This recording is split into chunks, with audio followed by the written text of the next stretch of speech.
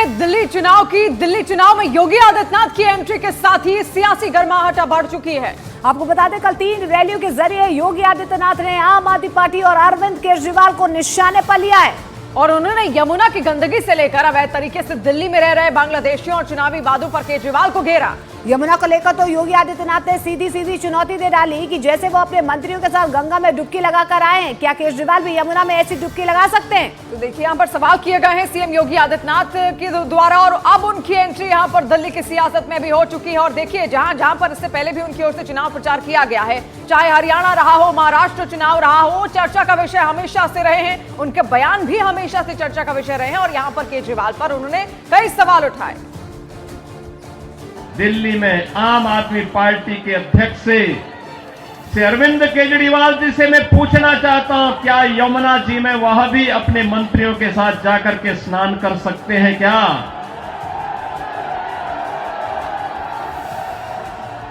अगर उनमें नैतिक साहस है तो उनको इसका जवाब देना चाहिए। यमुना मैया को एक गंदे नाले के रूप में बदलने का अपराध क्या उन्होंने किया है कि नहीं किया है?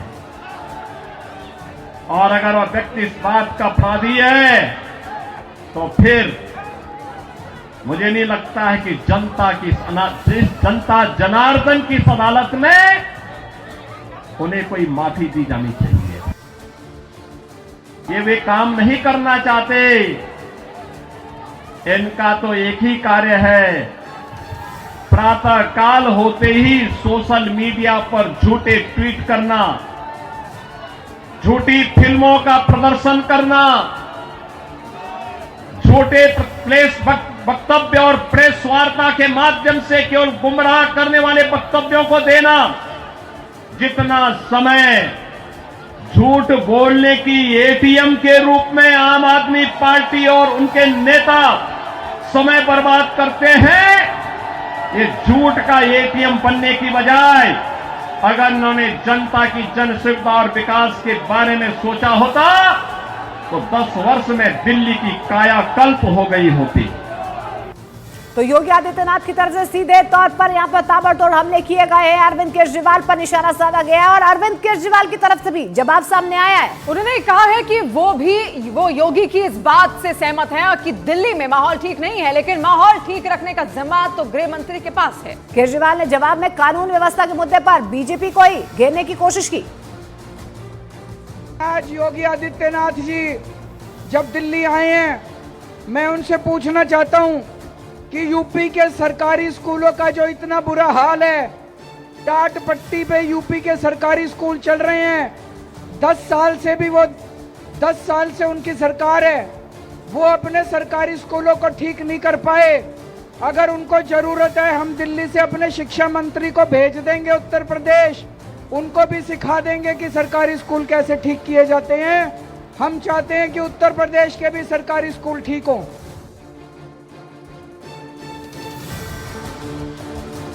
तो दिल्ली की सियासत में योगी की एंट्री हो चुकी है और दिल्ली में योगी की एंट्री के साथ ही बटोगे तो कटोगे, एक रहोगे तो सेफ रहोगे का नारा भी आ गया। उत्तर प्रदेश के मुख्यमंत्री और बीजेपी के फायर ब्रांड नेता योगी आदित्यनाथ ने मंच से ये नारा दिया तो नहीं, लेकिन उनकी रैली के मंच पर एक पोस्टर लगा हुआ था जिस पर लिखा था बटोगे तो कटोगे और एक रहोगे तो सेफ रहोगे। देखिए, दिल्ली में करोल बाग में जब आज योगी आदित्यनाथ आए तो मंच पर ये बड़े अक्षरों में ये नारा लिखा हुआ वहां पर पाया गया।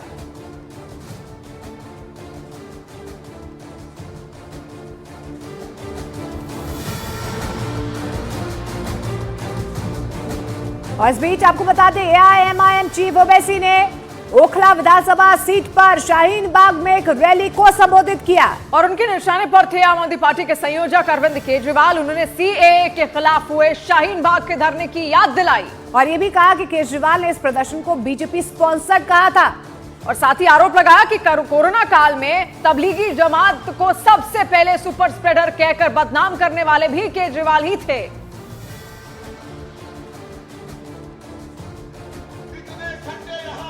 गंदगी है, ना सफाई का कोई इंतजाम है और 10 साल से बाजा बजा रहे। याद रखो, ओखला की आवाम मोदी और केजरीवाल दोनों भाई भाई हैं, एक सिक्के के दो रुपए।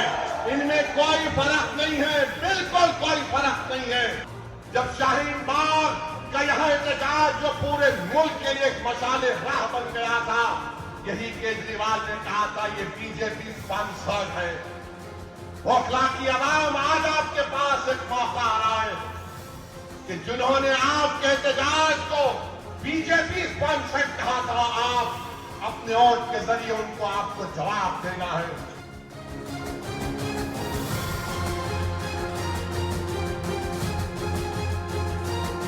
और दिल्ली के पूर्व मुख्यमंत्री और आम आदमी पार्टी के संयोजक अरविंद केजरीवाल की पंजाब पुलिस की सुरक्षा हटा ली गई है। दरअसल आपको बता दें, चुनाव आयोग के दिशा निर्देश के बाद ये बहुत बड़ी कार्रवाई हुई है। सुरक्षा को लेकर पहले भी सवाल उठते रहे हैं, लेकिन जबकि सुरक्षा हटा दी गई है, पंजाब के डीजीपी की दलील है कि खतरे को देखते हुए केजरीवाल को सुरक्षा मुहैया करवाई गई थी।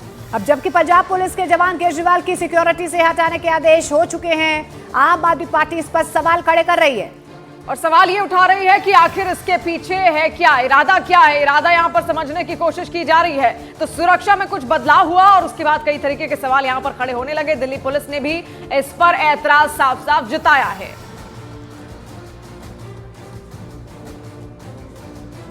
अरविंद केजरीवाल जी ਦੀ ਥ੍ਰੈਟ ਬਾਰੇ ਸਾਨੂੰ ਟਾਈਮ ਟੂ ਟਾਈਮ ਰਿਪੋਰਟਸ ਆਉਂਦੀਆਂ ਹੈਗੀਆਂ ਤੇ ਉਹ ਅਸੀਂ ਕੰਸਰਨਡ ਏਜੰਸੀਜ਼ ਨਾਲ ਅਸੀਂ ਸ਼ੇਅਰ ਕਰਦੇ ਹੈਗੇ।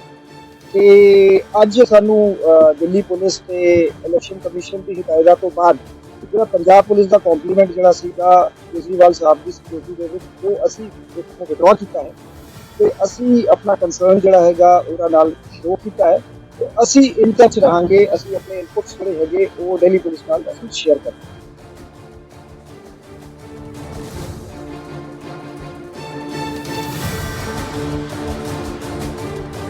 और पंजाब पुलिस की सुरक्षा हटने का एक तकनीकी पहलू भी सामने आया है। दिल्ली पुलिस के सूत्र ये बताते हैं कि जेड पास प्रोटेक्शन होने की वजह से केजरीवाल किसी बाहरी राज्य की पुलिस सुरक्षा नहीं ले सकते हैं। और क्योंकि वीवीआईपी सुरक्षा को लेकर पहले नियम तय हो चुके हैं, जिनके तहत किसी दूसरे राज्य की पुलिस 72 घंटे से ज्यादा सुरक्षा में तैनात नहीं रह सकती है और इसके लिए भी बाकायदा दिल्ली पुलिस से परमिशन लेनी होती है और ऐसा ना करने पर इसे भी कानूनी तौर पर गलत माना जाता है। तो सुरक्षा से जुड़े हुए ये कुछ नियम है और क्यों हटाई गई पंजाब पुलिस की सुरक्षा, वो भी यहाँ पर सामने साफ जाहिर है, क्योंकि Z+ सिक्योरिटी ऑलरेडी पहले से ही उनके पास मौजूद है और ऐसे में किसी और राज्य की पुलिस उनको सुरक्षा नहीं दे सकती। उसके लिए दिल्ली पुलिस से परमिशन मांगनी होगी।